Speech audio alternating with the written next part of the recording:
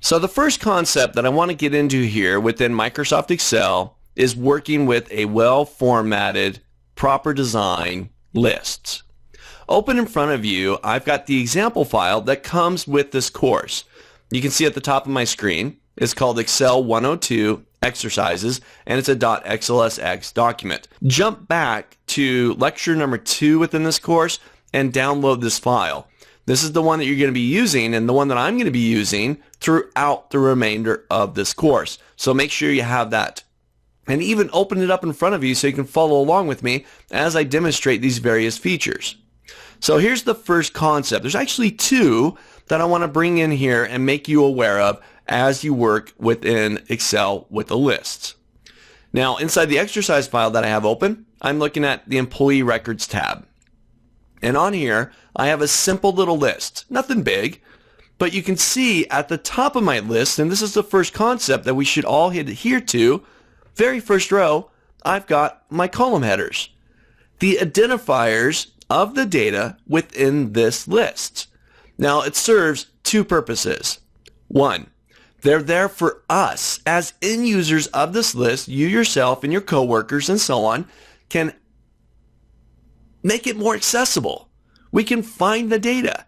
We know that in column C I have first name, in column F I've got phone extension, in column A I've got employee ID, and so on. So they make the list more accessible for us, the end users of the list. Adding records is going to be much easier because we know what goes into this list. Finding data, much easier because we know which column to look for, and so on. It's as simple as that. They're there to help us identify the data and make it more accessible. The second reason we want the column headers, and this deals with Excel, the tool itself. Excel by default wants the headers, and it looks in the very first row for your headers. Now you might ask, well, you know what if I didn't have headers? Would Excel still look in the very first row for headers? Well, that's an excellent question. You know what? Yes, it would look, but the way that it identifies that these are my headers, they're formatted differently. Just do something simple like make them bold, give them an underline, do something different to that very first row than the rest of the records. This way Excel recognizes that, yep, indeed, those are the headers within this list. Again, really simple. Put them up there. They're there for you. They're also there for Excel. Now, why are they there for Excel?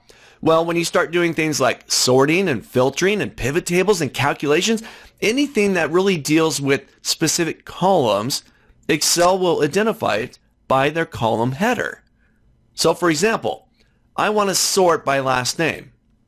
Well, Excel says, great, I know where last name's at. I'll go sort it for you. It identifies it by the column headers. Ooh, I want to do a pivot table, and I want to summarize. I want to get a count of how many different departments we have. Ooh, well, Excel says, yeah, okay, department, I know where that's at. Let's go ahead and go count those departments. Okay. So there for you and there for Excel. Make sure they're the very first row on your list and you formatted them differently than the rest of the data in the list. So there's the first concept. Here's the second one of a well-formatted, properly designed list. Make sure that your list does not have any empty rows in the list or columns. For example, I come in here, this is row number 17, and I delete that record. I just hit my delete key on my keyboard. Now, I'm up above that row. Let's imagine that empty row is, hundreds or thousands of records off the screen, right? So I'm up here at the top, going along my merry way, right? I'm sorting, I'm filtering, I'm running pivot tables, I'm, doing all sorts of stuff to this list. I think all is right in the world. Yay! Well, you know what? All is not right in the world. Okay? Well, look what happens. Take a look. I have an empty row in this list. Excel is going to interpret this as 2 separate lists because it's no longer a contiguous list. Watch this. So I'm up here at the top, and I'm going to give you a shortcut key here. I'm going to select that entire list. On my keyboard, I'm going to press Control A. This will jump out and grab my data. Oh, but what happened here? It didn't grab the data down below. Why didn't it grab the data down below? Because of that empty row. So make sure that you don't have any empty rows, any empty columns in your list.